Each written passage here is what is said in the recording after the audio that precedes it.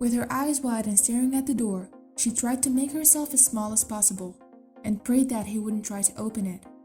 She moved in front of her niece and tried to prepare herself for the inevitable. It was only a matter of time before he found them.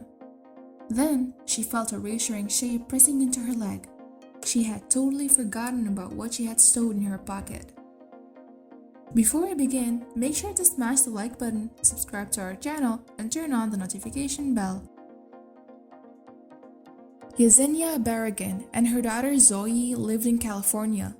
Yesenia is as protective as any mother, and seldom left 4-year-old Zoe alone. However, as for any other working mom, it is not always possible. When Yesenia was told that there was going to be a business meeting out of town, and that she was expected to be there, her heart sank. Even worse, she couldn't take Zoe with. She needed a solution, and fast. Yesenia weighed her options carefully. Juggling motherhood and a full-time job wasn't easy at the best of times, but she had no choice. But on top of all the leave she had already taken when Zoe had been sick, she knew that if she didn't go to this business meeting, it wouldn't look good for her. Her job could be on the line, as she was faced with a tough decision.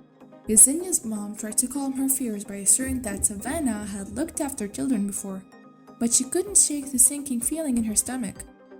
Indeed, Yesenia knew Savannah well, after all, and she was her sister, but that did nothing to soothe her worries.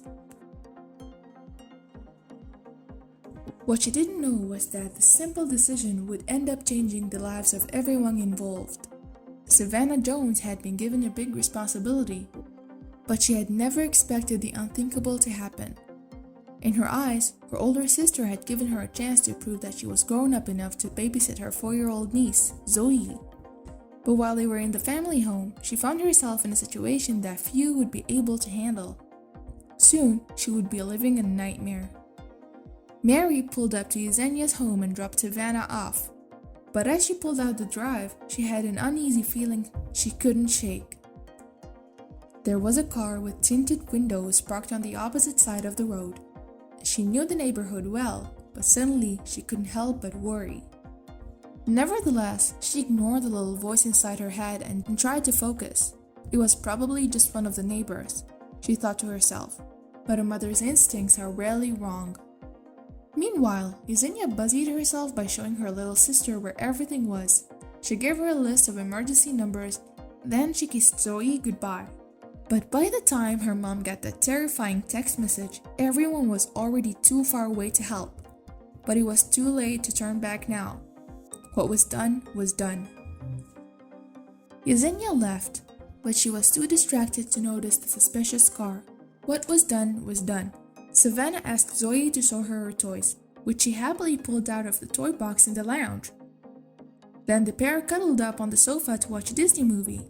Surely nothing would happen in this quiet neighborhood located in Montclair, California.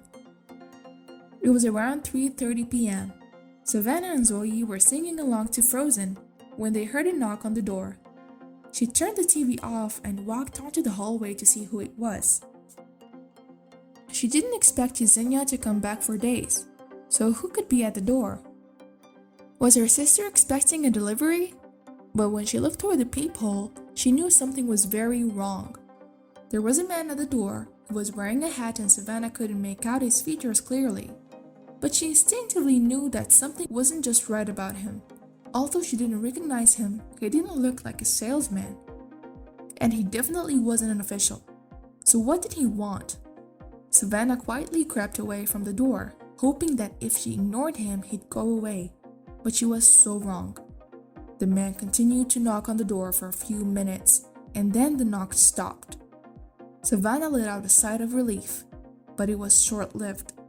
To her horror, the doorknob began to rattle. Whoever the man was, he wanted to get in. Thankfully, the door was locked. Then the knocking began again. This time, the knocks were louder. Savannah's heart leaped into her throat. If the man wanted to get in, she knew he would. What could she do? They were trapped. Any minute now, the man was going to burst through the door. She had to think fast. She grabbed Zoe and sprinted down the hall to the master's bedroom. But would the girls be safe there? Savannah looked around, calculating the bedroom had a door, but where was the key? She didn't have time to find it. Panicked and terrified, she looked for a place to hide. Then she saw the master bathroom. Without another thought, she scooped up her niece and ran inside, slamming and locking the door behind her. Then she heard a sound that made her blood run cold. The man in Baldwin was not going to wait to be let in. Savannah heard the sickening sound of wood splintering as he broke down the front door. She gathered her wrist and told Zoe that they were playing a game, but she couldn't keep her voice from trembling. She whispered that Zoe must be as quiet as she can. They couldn't make a sound. Savannah could hear the man inside the house now, stomping around. Then she heard his heavy footsteps walking through the hallway and enter the master bedroom. She told Zoe to hide behind the toilet and she crouched in front of her, readying herself. She was going to make sure that nothing happened to her niece. As they crouched in silence, Savannah knew it was only a matter of time before the man found them. What could they do? Her eyes stared at the bathroom like a frightened animal as she braced herself for the worst. But what was this? Just then, she became aware of something in her pocket pressing into her thigh. Savannah slid her phone out of her pocket. How could she have forgotten that she had it? Now she could get help, but would help come in time? She frantically texted her mother with shaking fingers, but autocorrect made the first message unintelligible.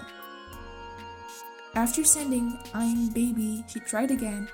"He is inside, Mom. He's gonna hear me," she wrote.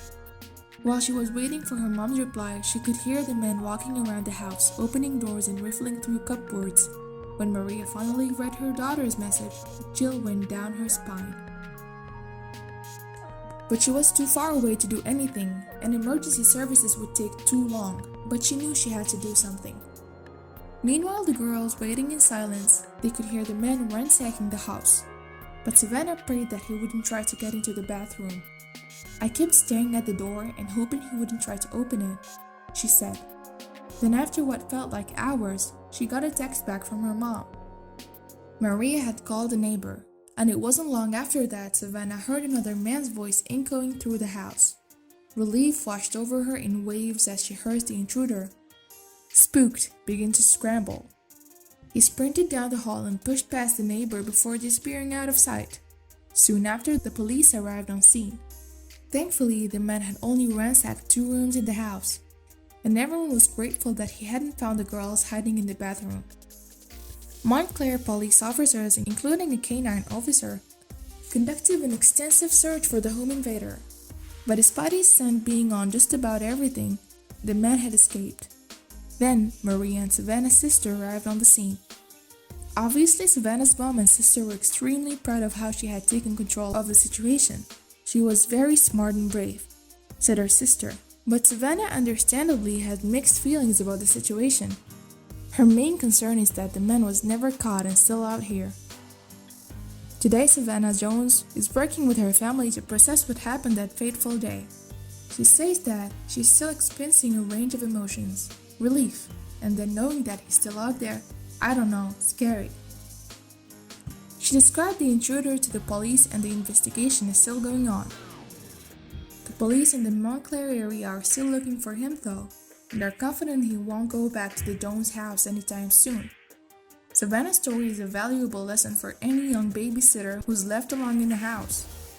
Anyways, keep your phone with you, never engage a home invader, and remain calm so that you can come up with the best way to keep you and your charges safe. Please don't forget to leave a like, comment and subscribe to our channel and turn on the notification bell for more content like this.